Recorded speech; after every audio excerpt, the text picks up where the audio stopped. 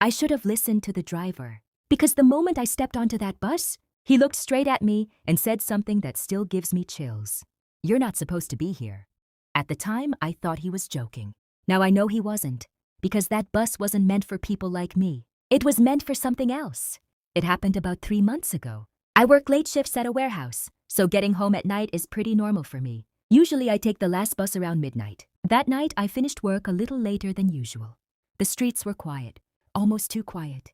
No cars, no people, just the cold wind and the hum of streetlights. When I reached the bus stop, the digital sign above it flickered. It said the next bus would arrive in 2 minutes. But something felt strange. The street around me felt empty in a way that was hard to explain. Like the city had suddenly gone silent. Then the bus arrived, slowly. Its headlights cut through the darkness as it pulled up to the stop. The doors opened with a long metallic hiss. But the moment I stepped inside, something felt wrong. The driver was staring at me, not the normal quick glance drivers give passengers. He was staring like he had just seen something impossible. I awkwardly nodded and walked past him. That's when he spoke. "You shouldn't be on this bus." I laughed nervously. "Why?" He didn't answer. He just looked away and closed the door. The bus started moving. At first, everything seemed normal.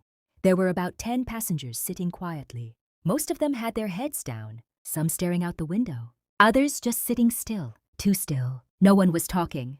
No one was using their phone. The silence inside the bus was heavier than normal. Even the engine sounded quieter. I sat down near the middle and looked around. That's when I noticed the first strange thing. No one blinked. I watched the woman sitting across from me for almost 30 seconds. Her eyes were open the entire time, staring straight ahead, completely motionless. At first I thought maybe she was just lost in thought. But then I looked at the other passengers. The man near the back, the teenager near the window, the old woman near the door. None of them blinked. Not once. That's when I started feeling uneasy. I pulled out my phone to check the time. 12:14 a.m. Then I looked outside the window. We had already passed 3 bus stops, but the driver hadn't stopped even once. Normally, people would get on or off at those stops. But tonight, the bus didn't slow down. It just kept going. I walked up to the driver. "Hey, you missed the last stop." He didn't respond. He just kept driving. Then slowly, he said something that made my stomach drop. "No one gets off until the end." I frowned. "What end?" He didn't answer. I went back to my seat. The passengers still hadn't moved, still hadn't blinked. That's when the bus lights flickered, just once, for half a second. And in that moment of darkness, something changed. When the lights came back on, every passenger was looking directly at me. All 10 of them.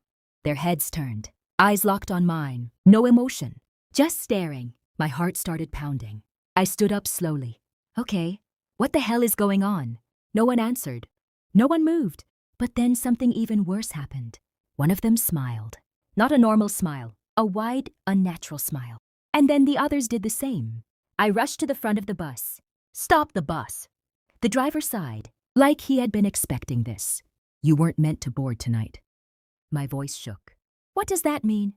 He glanced at me through the mirror. "Look outside." I turned toward the window, and what I saw made my blood run cold. The streets were gone.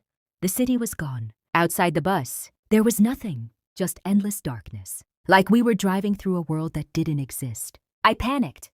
"This isn't possible." The driver slowed the bus. Then he spoke quietly. "This bus collects passengers." I stared at him. "What passengers?" He finally looked at me. "The ones who died today."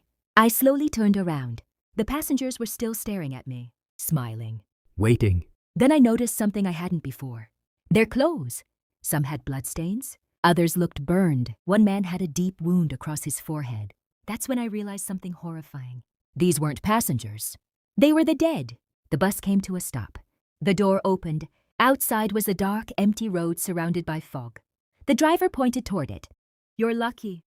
"Why?" I whispered. "Because you're still alive." I didn't wait. I ran off the bus as fast as I could. The moment my feet hit the ground, the doors slammed shut. The bus drove away into the fog. Within seconds, it disappeared. I stood there shaking for a long time. Eventually, I found my way back to the main road. But the strangest part happened the next day. When I checked the news, there had been a major accident in the city that night. A bus crash, 10 passengers dead. And when I saw the photo of the victims, my stomach dropped. Because I recognized every single face. They were the same people. Who had been sitting on that bus? But here's the thing that still keeps me awake at night. When I looked closer at the accident report, there was something else. The crash happened at 12:10 a.m., 4 minutes before I boarded the bus. So now I want to ask you something. If the bus had already crashed, then what exactly did I get on that night?